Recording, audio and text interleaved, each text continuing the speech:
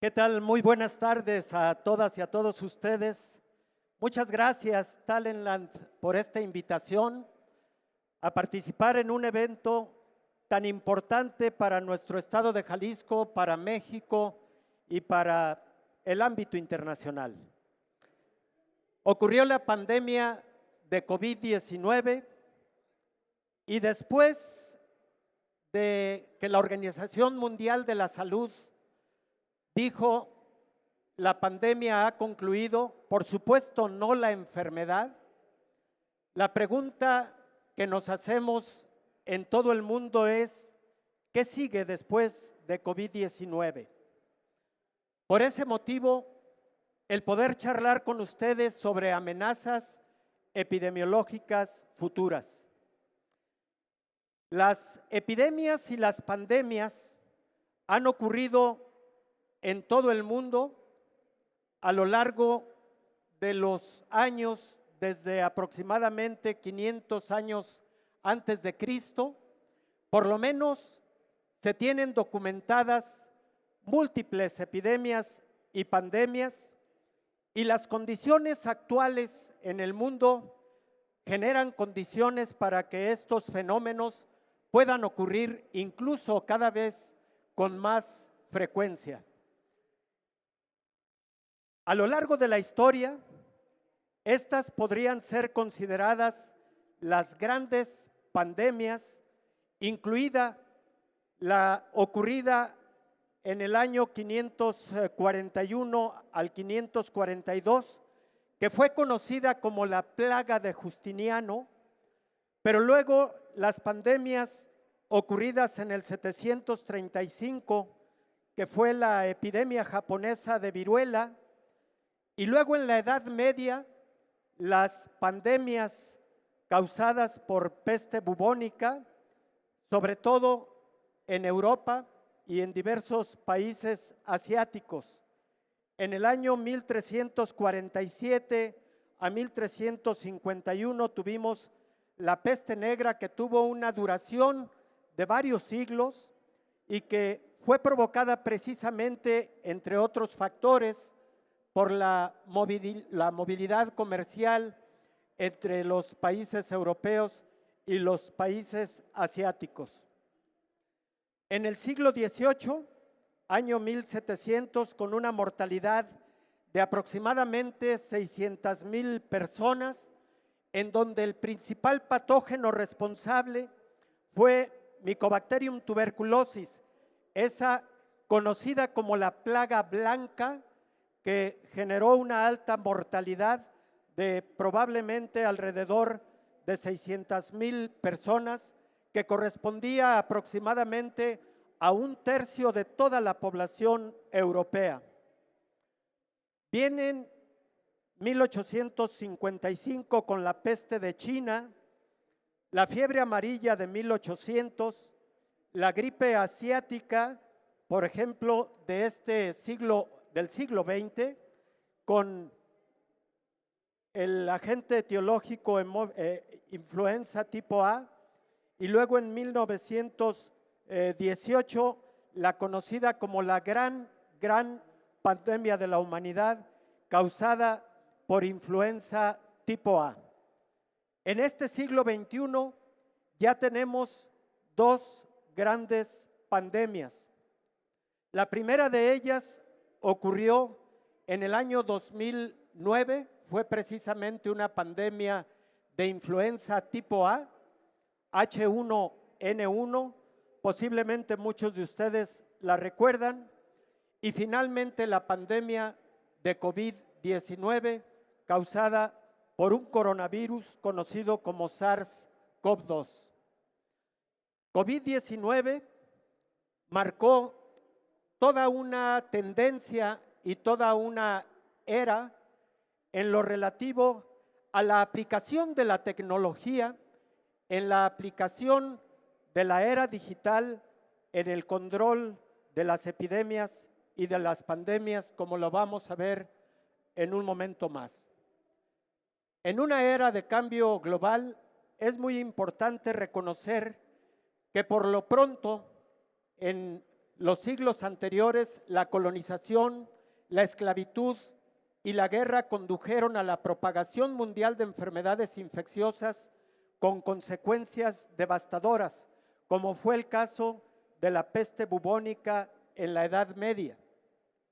Las enfermedades humanas como la tuberculosis, la poliomielitis, la viruela, la difteria, causaban una mortalidad y morbilidad muy graves, particularmente en la época prevacunal. Recordemos que las vacunas nacen en el siglo XIX con Edward Jenner, y antes de esto las mortalidades por patógenos infecciosos eran verdaderamente impactantes.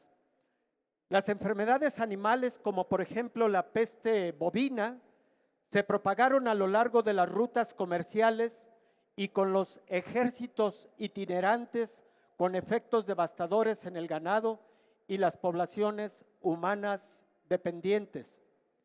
En las últimas décadas, particularmente en las últimas 2 décadas, el desarrollo de vacunas, el sanitarismo, el acceso a los cuidados de la salud, la vigilancia y la inteligencia epidemiológica. Ojo con este concepto porque me parece que es uno de los conceptos fundamentales que debemos tener a la vista y con aplicación permanente si queremos tener un mayor control sobre los riesgos de enfermedades epidemiológicas. De igual manera, en estas últimas 2 décadas, el mayor control de enfermedades infecciosas respiratorias y gastrointestinales, el reconocimiento de enfermedades emergentes y reemergentes con una letalidad importante, como por ejemplo el caso de influenza, por ejemplo el caso de tuberculosis, que ahora representa todo un reto epidemiológico a nivel mundial por el desarrollo de resistencia de la bacteria a los antibióticos que utilizamos para su adecuado manejo y control. Y la carga de las enfermedades infecciosas, que sigue siendo considerable en los países de ingresos bajos, mientras que la mortalidad y la morbilidad asociadas a las enfermedades tropicales desatendidas sigue siendo todo un reto. Por ejemplo, el caso de las patologías infecciosas que se presentan en el continente africano y que ya están empezando a representar una amenaza epidemiológica para otros continentes, incluido el continente americano, y eso lo acabamos de ver con la epidemia que tuvimos de Mpox o viruela del mono y que hoy por hoy sigue siendo una verdadera amenaza epidemiológica. Sin embargo, existen otras amenazas que podrían tener mayor impacto. En estos momentos, ébola y otra enfermedad conocida como Marburg, posiblemente muchos de ustedes vieron la película Epidemia, es precisamente un brote epidemiológico de Marburg. Quien no la ha visto se la recomiendo, es muy interesante porque además muestra diversos mecanismos de control epidemiológico que establecen los Centros para Control de Enfermedades, tanto de Estados Unidos como de Europa, la propia Organización Mundial de la Salud, para generar un cerco sanitario y evitar la diseminación de enfermedades infecciosas a otros continentes. El ébola es hoy por hoy también una amenaza epidemiológica muy importante que de llegarse a presentar en otros continentes tendríamos el grave problema de sufrir altos índices de letalidad para una enfermedad en la que no existe un tratamiento específico. El mapeo de cambios de los viajes en el mundo de 1933 al 2020, ustedes lo están viendo identificado en esta diapositiva. Vean ustedes los viajes que ocurrían en el 33 y los que ocurren en el 2020. Un incremento de aproximadamente 40 veces, incluso del 2020 al 2025. La migración humana, la movilidad a escala local, el comercio internacional de animales y productos de origen animal y de plantas son fenómenos que influyen sin lugar a dudas en el riesgo de que suframos enfermedades infecciosas con nivel epidemiológico, con nivel pandémico en los próximos años. Estos son algunos ejemplos de los mecanismos a través de los cuales se diseminaron diversos patógenos. En la época poscolumbina, el contacto y la colonización europea que generó brotes epidémicos en el continente americano, por ejemplo, de viruela, de sarampión y otras enfermedades, lo cual ocurrió entre el siglo XVII y el siglo XVIII, y lo podemos ver identificado con la tendencia de estas líneas en color gris.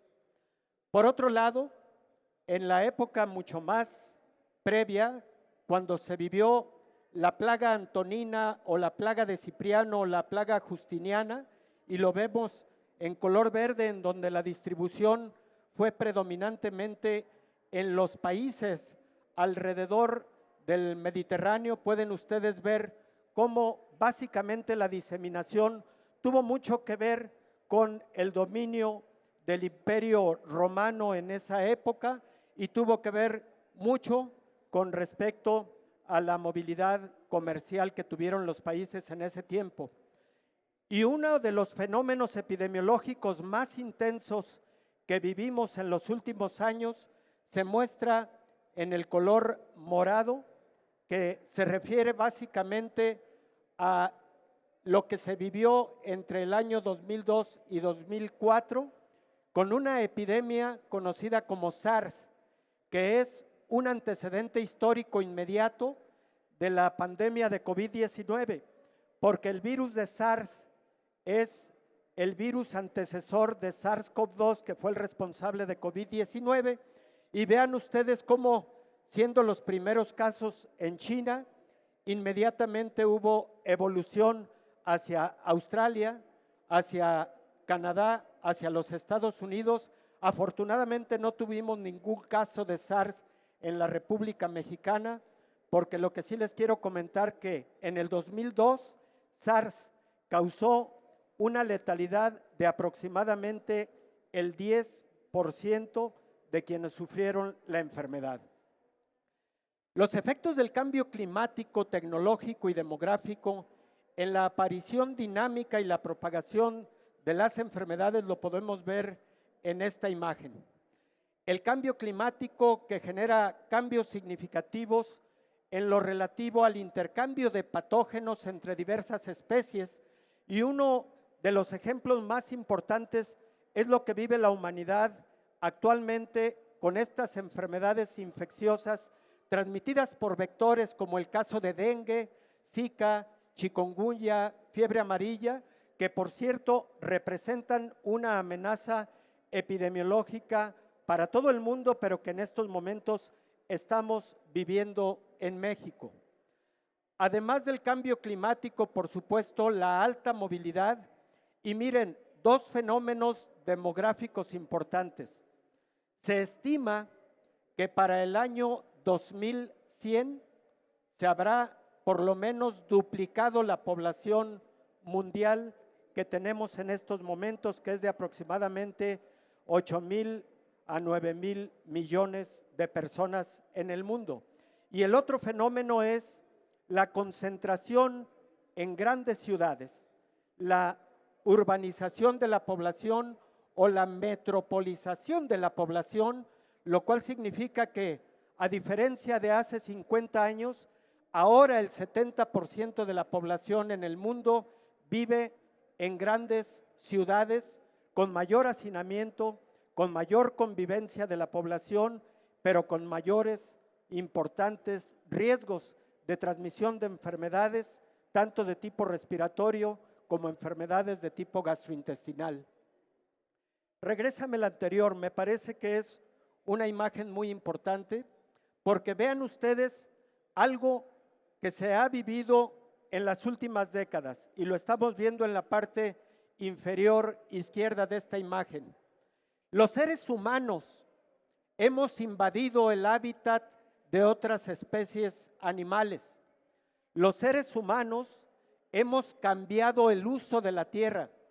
Los seres humanos, al invadir el hábitat de otras especies, hemos venido teniendo mayor contacto con especies que pueden ser portadoras de patógenos que luego se pueden convertir en zoonosis para el ser humano y con el riesgo de transmisión a gran escala, como ocurrió precisamente con COVID-19. SARS y COVID-19 y MERS, que también es causada por otro coronavirus, surgen de especies animales como es el caso de murciélagos. Después estos murciélagos pueden transmitir la enfermedad a huéspedes intermedios y a partir de ahí al ser humano y luego del ser humano al ser humano, como lo estamos viendo, como lo vimos en su momento con la pandemia de COVID-19. Por eso es muy importante que identifiquemos estos factores de riesgo para la reducción de estas posibilidades en el futuro. El ser humano debe dejar de invadir el hábitat, debe dejar de invadir el medio ambiente que corresponde a otras especies, porque de otra manera vamos a estar corriendo estos mismos riesgos. Mpox puede ser también otro ejemplo. Recordemos que se llama o se llamó viruela del mono y luego cambió a Mpox, precisamente porque su origen es un origen en primates, animales que posteriormente transmitieron la enfermedad al ser humano a través de diversos mecanismos. La aparición de patógenos en las poblaciones humanas se da por los fenómenos que estamos viendo aquí, el contacto entre los seres humanos y el reservorio animal, como antes lo habíamos comentado, por el crecimiento de la población, por la expansión agrícola y pecuaria, por el aumento de la riqueza y el tamaño de las propiedades que genera invasión de hábitats, por la alteración de ese hábitat y el ecosistema y otras conductas como el consumo de carne silvestre. Recuerden la famosa hipótesis de que probablemente el consumo de carne de especies que eran portadoras de coronavirus fueron los responsables del SARS o del COVID-19. El mayor contacto entre animales salvajes y domésticos, por ejemplo, lo que genera infección por el virus de Napa, y el cambio climático con lo que estamos viviendo con dengue hoy por hoy en todo el mundo, el caso de hantavirus, los virus Hendra y algunos otros virus más prevalentes en el continente australiano. Este contacto entre los seres humanos y el reservorio animal genera la emergencia de patógenos de reservorios animales salvajes, como fue incluso el caso de VIH-1, VIH-2, el virus de influenza de 1918, el SARS, el MERS, SARS-CoV-2 y el virus de Napa. Luego, estos patógenos adquieren la capacidad de transmisión de persona a persona, lo cual permite la expansión del rango geográfico del patógeno más allá de la zona de propagación. Estos son algunos ejemplos de lo que comentábamos respecto al cambio climático. Ojo, porque este 2025 se estima que puede ser más caluroso que el 2024, al menos aquí en México. El 2024 fue identificado como el año más caluroso en las últimas 5 décadas, Y si consideramos que Aedes aegypti o Aedes albopictus, que son los vectores transmisores de estas enfermedades, pueden sobrevivir mejor en altas temperaturas, podemos estar frente al riesgo de tener más casos de dengue, de zika, de chikungunya, de fiebre amarilla en los países que tienen esta enfermedad, de infección por el virus del Valle de Rift, que también se transmite a través de estos vectores, y que con la movilidad geográfica de las personas que pueden llevar la patología en su fase de periodo de incubación, puede luego representar el riesgo de que se presenten en otros continentes o en otros países. La siguiente, por favor. Bueno, ustedes pueden ver en esta imagen lo que en el año 2000 y lo que en el año 2100 podríamos tener de diferencia del cambio climático en el globo terráqueo y lo que esto podrá significar de afectaciones para la salud, no solamente a través de enfermedades transmitidas por vectores, sino a través de otros mecanismos en los que también el cambio climático puede influir sobre la patología humana. Vean ustedes lo que antes comentábamos de la posibilidad de que para el año 2100 seamos alrededor de 11,000 millones de personas en el mundo y vamos a estar muy probablemente hacinados en ciudades, hacinados con una mayor convivencia interpersonal, con los riesgos que esto significa, sobre todo de enfermedades transmitidas por la vía respiratoria. Vamos a la siguiente, por favor. Algo que me parece fundamental comentar con ustedes es cómo las tecnologías han influido sobre el control de enfermedades infecciosas de riesgo de transmisión epidémica o de riesgo de transmisión pandémica. Miren, este que fue el coronavirus responsable de COVID-19 y que fue identificado en tiempo récord, en menos de un mes de haber ocurrido los primeros casos en diciembre del 2019, ya para enero del 2020, teníamos identificado a un coronavirus que tenía 80% de similitud con el SARS que generó la enfermedad en el 2002, y este es su mapa genómico. Esto hubiera sido impensable hace 20 años. ¿Y qué tiene de importante el conocer el genoma? Tiene de importante el que muy pronto, de forma casi inmediata, conocimos de qué manera este virus genera la entrada a las células que infecta, la replicación viral dentro de las células que infecta, y por lo tanto muy pronto tuvimos identificados posibles blancos terapéuticos con el uso de algunos antivirales que, aunque no fueron lo efectivo que pensábamos, sí dieron pauta para que otra parte importante de la aplicación biotecnológica entrara en acción de forma también muy rápida, en tiempo récord.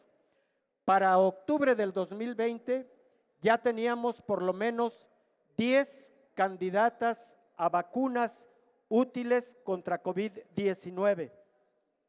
Para el 1 de diciembre del 2020 habían ya iniciado los ensayos clínicos con la aplicación de vacunas desarrolladas a través de diferentes plataformas biotecnológicas, y todo eso fue gracias a este primer momento, al momento en el que tuvimos la capacidad, gracias a la tecnología, de conocer el genoma viral y además el mecanismo de entrada a la célula blanco, que es a través de un receptor, y los mecanismos de replicación del patógeno. La siguiente, por favor. Ojo con este patógeno, influenza aviar como riesgo pandémico. Posiblemente ustedes han venido escuchando en las últimas semanas que ya existen casos de influenza aviar causada por un virus conocido como H5N1 en México, un caso, y posiblemente han escuchado que en diversos países del mundo cada vez con mayor frecuencia se encuentran casos de gripe aviar en el ser humano. Este patógeno puede tener alta transmisión respiratoria. Este patógeno todavía no sabemos si los antivirales que utilizamos contra influenza del ser humano es de la misma utilidad, y tampoco sabemos en este momento si las vacunas que se utilizan contra influenza tipo A en los esquemas de vacunación del ser humano van a tener capacidad de protección contra influenza aviar. Por eso, en mi opinión, este es uno de los candidatos a poderse convertir en un riesgo epidémico en el futuro y, ¿por qué no?, considerarlo también como uno de los patógenos que pueden representar un riesgo pandémico. Es muy importante el mapeo global de riesgos para diferentes enfermedades a través de la vigilancia epidemiológica, y ahí fíjense ustedes que existen, la siguiente por favor, aspectos muy importantes, la siguiente, de lo que vivimos en la pandemia de COVID-19 en cuanto al uso de tecnologías para poder hacer una mejor vigilancia epidemiológica. Recordarán ustedes que la Universidad de Washington, recordarán ustedes que de igual manera diversas instituciones internacionales como la propia Organización Mundial de la Salud, la Universidad de Johns Hopkins hacía un monitoreo en el día a día en todo el mundo para poder conocer los casos de COVID-19 y los principales sitios de presentación de COVID-19 para poder actuar en consecuencia.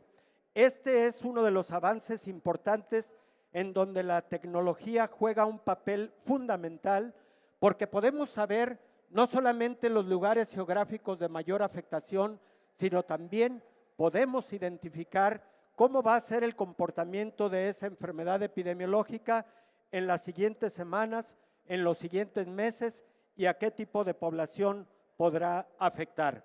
Ojo con este patógeno, el anterior. Este patógeno es el virus de ébola, se parece muchísimo al virus de Marburg. Son patógenos que por lo pronto están confinados al continente americano, pero no existe una vacuna en este momento contra Marburg, contra ébola, y no existe tratamiento antiviral específico. Y la humanidad no tenemos inmunidad contra estos virus, por lo que este podría ser también un riesgo epidemiológico para el futuro. La siguiente, por favor. El brote de Mpox, en donde, como antes comenté, durante los últimos 3 años ya otros continentes diferentes al continente americano hemos venido teniendo casos, y recordemos que la humanidad, particularmente los menores de 40 años, no tienen inmunidad contra este patógeno, porque la vacunación contra el virus de la viruela mayor o la viruela tradicional del humano se concluyó en 1972. Las generaciones que nacieron después de 1972 no tienen inmunidad contra este tipo de virus y podrían representar la población predominantemente afectada. Termino con una más, por favor. Avanzamos, la siguiente, por favor. Otra más, por favor.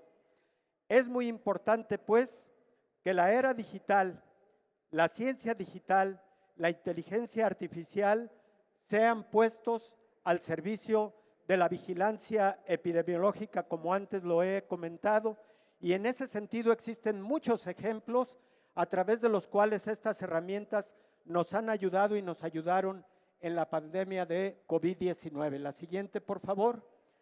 Quiero concluir comentándoles que existe un centro de inteligencia sobre pandemias y epidemias de la Organización Mundial de la Salud, a la que pertenece México como país y por ende a la que pertenece Jalisco como estado. En este centro de inteligencia sobre pandemias y epidemias se hace una vigilancia colaborativa, que es un concepto clave dentro del marco de la Organización Mundial de la Salud, para fortalecer esa arquitectura global para la prevención, preparación, respuesta y resiliencia ante emergencias sanitarias, elaborando este mosaico, un marco para esta vigilancia resiliente de los virus, particularmente de los virus respiratorios con potencial epidémico y pandémico. La siguiente, por favor. Pasamos a la siguiente. La siguiente. Y las preguntas son, finalmente, si estamos preparados. ¿Cuáles son los avances y los valores significativos? El tener el riesgo de una comunicación social deficiente puede significar un mayor riesgo.